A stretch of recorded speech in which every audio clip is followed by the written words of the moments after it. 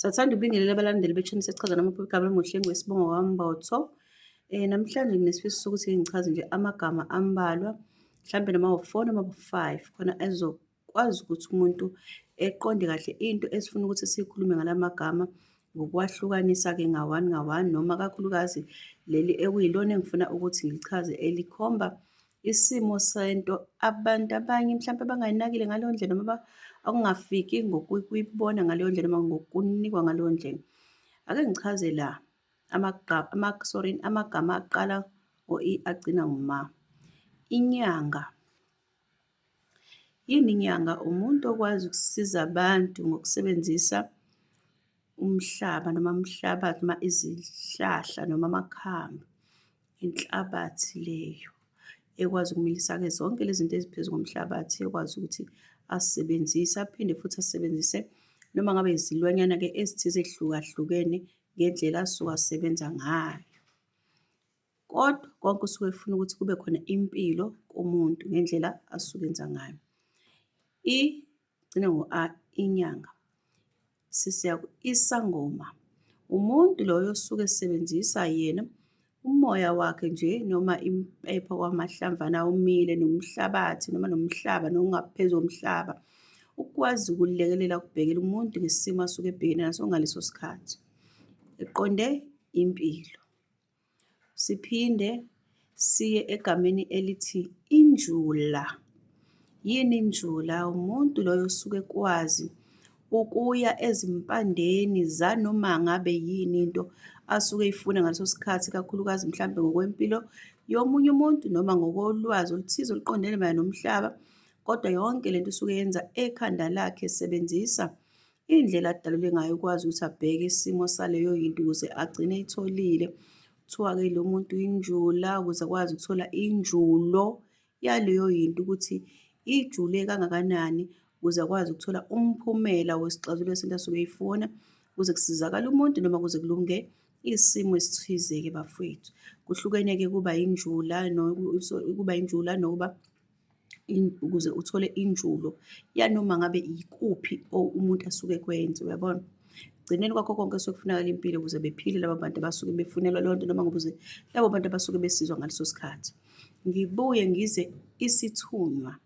Isithunywa yini? Isimo somoya eyinkanyezi noma ewunyanga etholakala emzimbeni womuntu. Ngenza isibonelo ukuthi nkanyezi kodwa okusuke kuhambisana nokukhanya komuntu okuyisimo somoya okwazi ukumgada, umvikele ngey'khathi zonke, okwazi ukumdlulisela imiyalezo. Loyo muntu imini nobusuku ehlezi eseduze kwakho, angasuke eduze kwakho ukuze ekwazi ukuthi abe nokuphila empilweni yakhe, abhekele izitha noma adlulisele imiyalezo kusukela kwelamathongo nakusuka kuNkulunkulu kanye nakwabasuke bephila naye emhlabeni. Ngazo zonke nje izindlela asuke efuna ngayo ukuthi lowo muntu ekugcineni ethole ulwazi nesixazululo saleyo nto asuke emgade ngayo noma embhekela ngayo ngokuhlukana-ke kwabantu ngendlela abadalwe ngayo. Isithunywa, wonke la magama aqala aqala ngo-I agcine ngo-A, kusho ukuthi la sikhuluma ngani? Sikhuluma ngabantu bonke la. Shuthi kahle kahle uma wabheka wonke la magama, laba bantu babantu abakhethekile abahlukile, othola ukuthi abantu kodwa baba nezinto ezithize ezihlukile kwabanye abantu abakwazi ukuzenza ukuze kube nemiphumela ekwazi ukulekelela abanye abantu, uyabona? Siphinde-ke size inzuza. Yini inzuza? Siqala ngo-I sigcine ngo-A. Umuntu nalo muntu okwazi ukulekelela abanye abantu ngokubasiza ngokusebenzisa izinto ezithize ezisemzimbeni wakhe ngaphandle kokusebenzisa-ke okungamakhambi kuphela, kodwa ngizokuchazela ukuthi umuntu lona okwazi ukuhlangana nemvelo ngezigaba zonke zibe u-5. Sibala umoya, sibala amanzi, sibala umlilo, sibala umhlabathi, sibale iqhwa. Umuntu-ke lona oyinzuza noma onenzuza noma okwazi ukuzixhuma nemvelo yalezi zinto zo-5 zitholakala zonke emzimbeni wakhe, uzalwa nazo emzimbeni wakhe ezimenza ukuthi umoya wakhe wenyama negazi nomphefumulo konke kukwazi ukuthi kuzixhume nalezi zinto, athole imiyalezo ngabantu uma ebalekelela noma ngezimo zonke zomhlaba ey'suke zizokwenzeka empilweni nasemhlabeni. Zonke-ke lezi zinto lezi zinto engizibalayo zinabantu abahlala kuzo noma zingamakhaya ezimo zezilwane ezithize ezihlala kulezo zindawo lezo. Uyabona? Sibala amanzi, emanzini kutholakala umnikazi wamanzi. Sibale intaba, entabeni kunabanikazi bey'ntaba. Sibale umoya, emoya phezulu emkhathini kunabanikazi bakhona. Sibale iqhwa, kunabanikazi bakhona. Sizobala umoya, umlilo, umlilo kunabanikazi bakhona abahlala phansi ekujuleni komlilo. Kungakho kwesinye isikhathi uthole ukubona sekwenzeka intabamlilo ngoba usuke sukuma, noma emanzini ubona ngathi kuwehla ifu liyohlala phansi, mase lisukuma libheka phezulu ngoba suke kumnikazi wakuleyo ndawo esuke ehamba.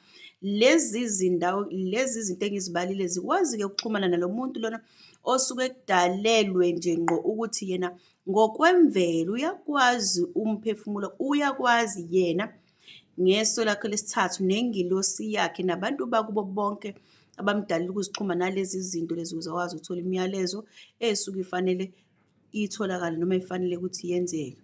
Kwenziwa yini-ke lokhu? Kwenziwa ukuthi usuke enamandla kuzona zonke lezi zinto ezitholakala egazini lakhe.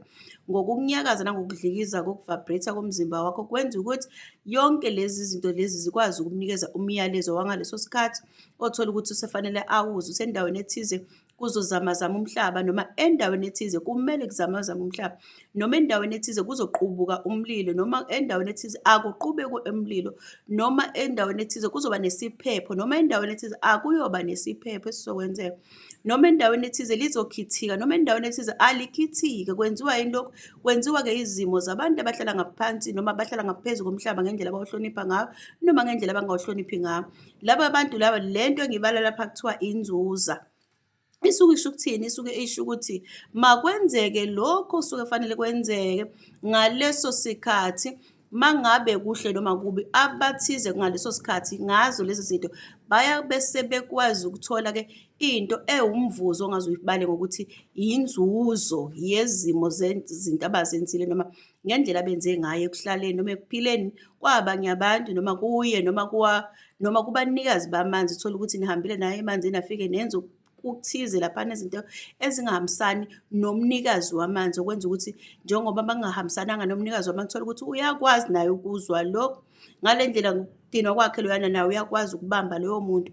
Uma ukuthi mhlawumbe bahambe benze okubi entabeni uyakwazi ukubamba loyo muntu. Uma ukuthi bahambe ngendlela zonke abakwenzile ngalezi zigaba zonke, kube-ke sekwehla ulaka bexhumana uma iphasiswa lento umnikazi walezo zinto, kube sekwenzeka izinto ezithize. Ake ngenzele isibonelo nje esincane mfowethu.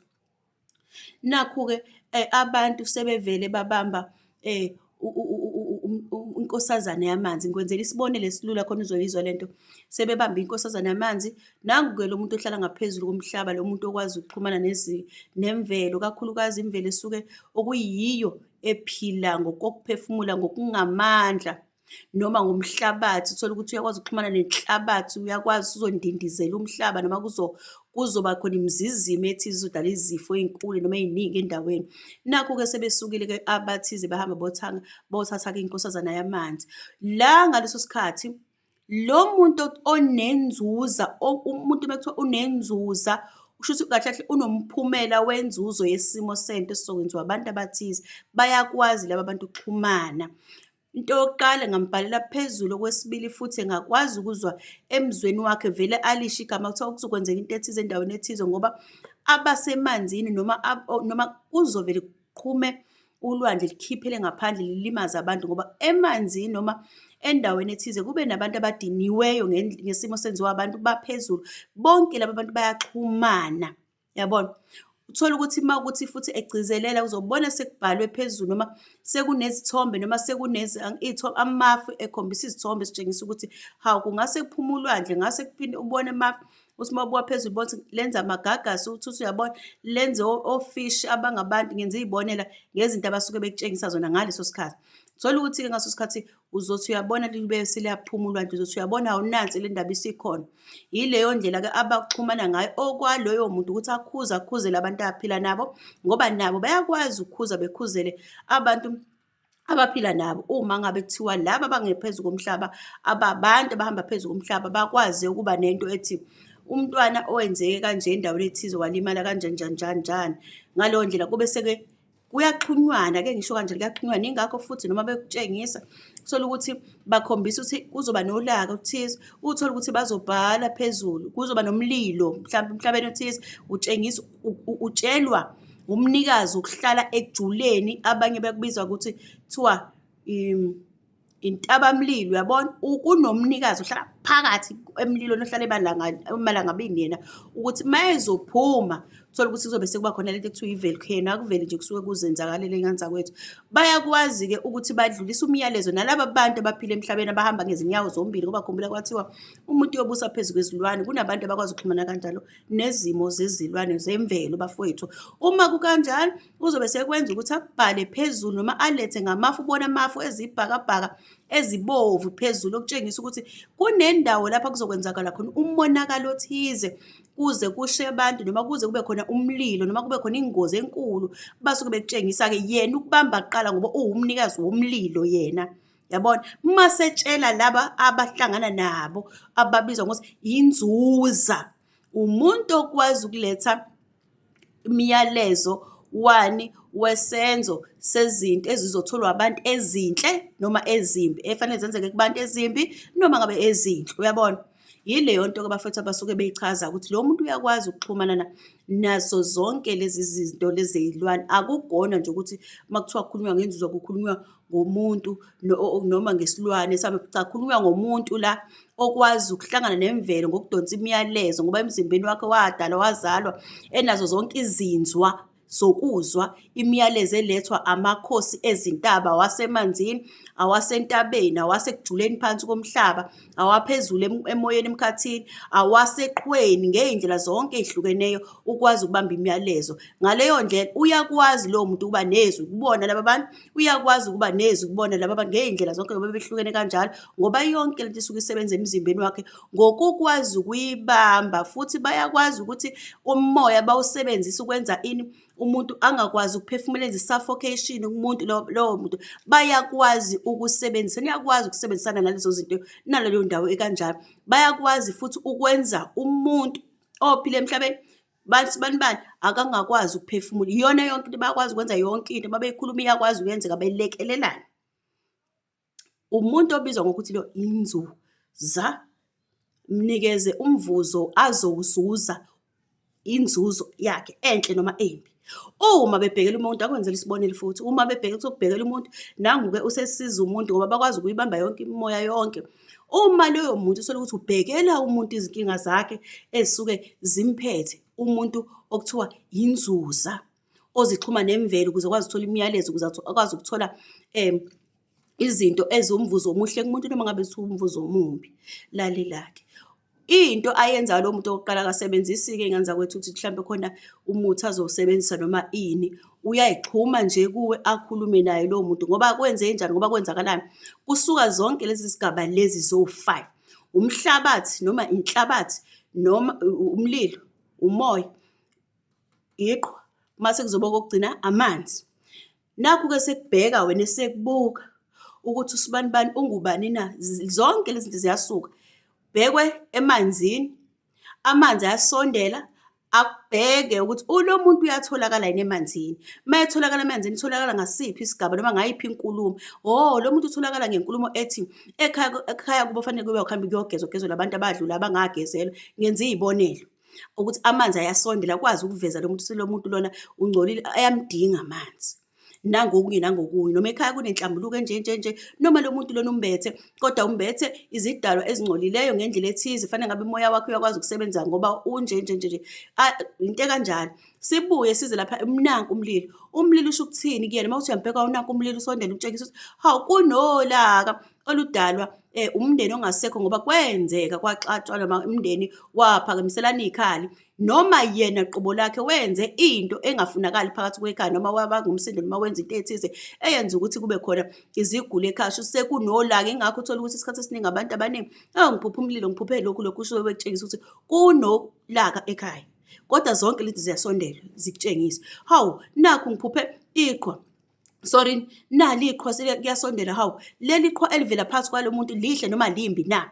Uthole ukuthi livela ngokuthi hawu bekuzoba nesifo. Ake ngenze isibone, nakho bekuphutha ukuthi uphupha inyama, ubuzophupha inyama, uma uphupha inyama uthole ukuthi isho isifo, kodwa uthole ukuthi manje nansi inyama isibona usuyiphupha isifrizile, okusho sebekutshela ukuthini lapha ukuthi bekuzoba nesifo kodwa njengoba sesifrizile sesibanjiwe sahlehliswa. Uyabona ukuthi into yokuthi iyakwazi liyasondela nalo lilisho ukuthi bekuzoba nesifo kuba kasibanibani kodwa selibanjiwe. Uyabona? Noma kasibanibani ukuze kube kuhle kubona kuthola ukuthi iqhwa lizokhuluma indaba ethi hayi akuba abantu abakhulumisana behliselana imimoya ekhaya, bengaba abantu abahlale bengabhekani. Akube zonke izinto umuntu afunde ukuyibamba inkinga yakhe, afuna ukuthi usephakamela umoya, akafunde ukuyibamba. Noma laba bayabanda ekhaya ngokuthi abathinti lutho ethongweni elingasekho, abalethi izinto zokuthi bayikhumbule, bayayigodla izinto njengoba kade ngikutshela ukuthi isifo ithonga malineqhwa bayagodla. Futhi nani nisuke njani uthi hhayi laba inkinga bayagodla, bakwazi ukunikeza abantu abangasekho, abakwazi ukuletha theba, abakwazi ukwenza lutho, yonke into bayigcina ngakubona. Yabona? Siphinde size enhlabathini, sesibala inhlabathi, sibala inhlabathi kuthiwani kuwena? Kuthiwa khumbula ukuthi umzimba wakhiwe ngenhlabathi. Ma ukuthi bekuvezela ukuthi inhlabathi izoveza ukuthi emalibeni akubuka lo muntu kwadlula imizimba esagula namanje, yingakho enenkinga kanje. Mase beletha nesixazululo ngokuhlangana nengilosi esithunywa osuke usebenziselwe lo muntu osuke ekusiza kanye nesithunywa sakho, sivule iso lesithathu laso kanye neso lakho likwazi ukubona yonke lento, lezi zinto zisondele nazo zizolekelela, kubhekwe lo muntu oyinzuza noma onenzuza ewugesi ohamba emzimbeni wonke, okuhlanganisa zonke lezi zinto engiyibalayo, ukuthi ube sekwenza kanjalo, engashisanga mpepho, engenzanga makhathakhatha, ekhuluma nje ngokokudala ukuthi wadalwa ukuthi uyakwazi ukuhlangana nazi zinto zonke zezintaba. Nanawe wena uyakwazi ukuthi akubuka athi lo muntu ulolu hlobo, uyakwazi ukuthi wena lo mtshengisa umhlaba ukuthi hawu lo umhlabathi lo unesifo esithize, ngoba khumbula ukuthi umzimba uyinhlabathi. Unesifo esithize endaweni ethize, lo unokuthi. Zonke lezi zinto ziyasondela. Kuphinde futhi kuzoba umoya, hawu lona nakho kusivela umoya kuhlukana ngey'gaba ey'ningi. Yenzeka ukuthi umoya uveza ukuthi hawu lo ingilosi yakhe yomoya, uyabona, umphefumulo wakhe wabe usumbathiswa, wambathiswa ngokuthi uthola ukuthi kuvele kuthingwe lenkosazane khona lapha, vele ithingwe lenkosazane luchaza ukuthi lona wabe sembathiswa ngombala okuhlaza noma ngombala oblue noma umbala oyelo noma ngombala orange noma ngani, okwenza ukuthi umembathe mase ukukhombisa ukuthi unejazi ngokomphefumulo, ngoba umphefumulo usugoqe konke phela. Mangasekho umphefumulo kusho ukuthi zonke lezi zinto asezokwazi ukwenzeka emzimbeni. Yingakho kumoya ubusuveza okukamoya, uzukwazi uphinde futhi uveze ukuthi hawu kunabathize abangakutholi ukuphumula noma ukuthula, ngoba umoya wabo fanele ukwazi ukusebenza umsebenzi wasemhlabeni awudalelwe, noma ngabe owethonga owudalelwe, noma ngabe wengilosi kaNkulunkulu awudalelwe, noma ngowaNkulunkulu uqobo lwakhe, umoya kuzobe usuveza leyo yinto. Kodwa lezi ezinye ziveza ukuthi hhayi ulaka liqhamuka ngakephi, hhayi izigulo liqhamuka ngakephi. Bonke laba bantu bawu-5 baveza-ke into esuke ifanele uthole ukuthi yenzeka kulowo muntu-ke. Uyabona? Khona enye indaba engifuna ukuyilandela ngiyixoxe. Kuyenzeka futhi nina ey'ngane zakwethu uthole ukuthi lo muntu engimbiza ngokuthi inzuza, uthole ukuthi bayakwazi ukuthi bathunywe belalele izwi liqhamuka umdali nomhlaba ukuthi izindawo ethize nesizwe esithize nesindawo ethize, ngoba akufunakali phela abangane zakwethu uthole ukuthi kuba khona ake ngisho kanje, ngingaze ngisho kanti ukuthi akufunakali. Kuyenzeka uthole ukuthi kunezindawo abathunywa kuzona kuthiwa hambani-ke niyodedela imvula lapha, hambani-ke bayakuthunywa lokho, bayakuzwa laba kuqala uma bekuzwe njengoba kuhlangene. Lalela ngitshela indaba kuthiwa kuhlangane umuntu oyinzuza. Lo mnikazi wentaba uyedwa lapha, amanzi awodwa lapha, umoya uwodwa lapha, kodwa konke lento ihlangana kumuntu onenzuza noma oyinzuza. Umuntu okwazi ukuletha ukuthi akube khona impendulo enhle noma impendulo embi. Zonke lezi zinto zihlangana kuye mase kuba khona ukunyakaza kwezinto ezithize zomzimba wakho, kwenza ukuthi akuphume izwi elithi elizoba lihle noma lizoba limbi. Uthole ukuthi endaweni ethize-ke usezokhipha umyalezo owodwa oya umuntu wangakuleyo ndawo. Uma ngabe kuthiwa khona intaba umuntu osephansi ekujuleni owumnikazi wendawo osekujuleni ebese ekhuluma nathi, sibanibani kuthiwa kwenzeke ukuthi lapha, ukuze abantu bangapha bezokhumbula ukuthi fanele bezenze kanjani ukuze phela kukhunjulwe bona ngendlela ethize, kahle noma kambi. Uyabona? Nakwezinye indawo, hawu, aphinde futhi ukuthi baxhumane bonke-ke nakwezinye indawo bayathunywa, hambani niyokwazi ukuthi laba basemanzini, hambani nina ngoba abantu basendaweni ethize sebenze kanje. Uma ngase kwenzeke kanje ukuthi nina niphazamise isimo salento esuke izokwenza mhlawumbe ishaya abantu, ngeke kuze kulunge. Njengamanje phumani njengamanzi, khipha amanzi akwazi ukuthi aphazamise itulo elingase ligcine selibulala noma selona izinto ey'nkulu ey'ngashaya abantu. Uyabona?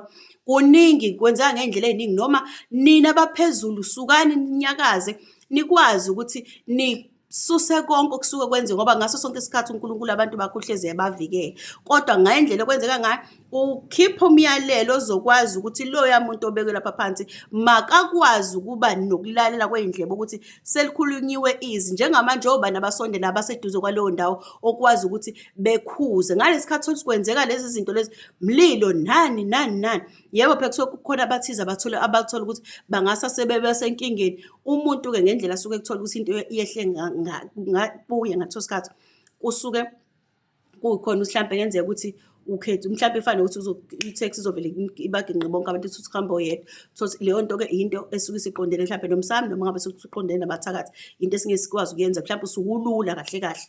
Yabona? Ngale ndlela engisho ngayo bafowethu, ngiqonda ukuthi umuntu oyinzuza, umuntu okwazi ukwenzela omunye umuntu into ngokuhlanganisa zonke lezi zinto zo-5 ibe yinhle, noma umuntu okwazi ukwenzela omunye umuntu into ibe yimbi. Futhi bayakwazi ukwenza nje bedala i-suffocation uma bethe uyahamba wena. Yabona? Kakhulukazi-ke lokhu abakwenzi kubantu abamnyama. Lezi zinto futhi abazenzi kakhulu kubantu abamnyama, abakwenzi bona ngoba ibona kahle kakhulu, ibona kakhulukazi abantu abasuke benomoya wengilosi okwazi ukuxhumana nemvelo kakhulu. Uyabona? Kwenziwa kubantu abasuke beseceleni nje, kuyibona abasuke bezazi ukuthi bangcono bahlakaniphile kunabanye abantu. Uma kanjalo, uma ufisa khona ukungibhalela khona, ungibhalele ungibuze, noma ngingajwayele ukuthi ngiphendule nje bafowethu, nami yabona angisabi umuntu ola kakhulu, kodwa ngithe nje angikudlulise lokhu ngoba ngibona kubalulekile ukuthi kumele yini umuntu akwazi. Ngivide ngizobuya nayo ukuthi iyathwaselwa yini inzusa. Ngizobe ngibuya nayo evidweni yesibili. Ngiyabonga.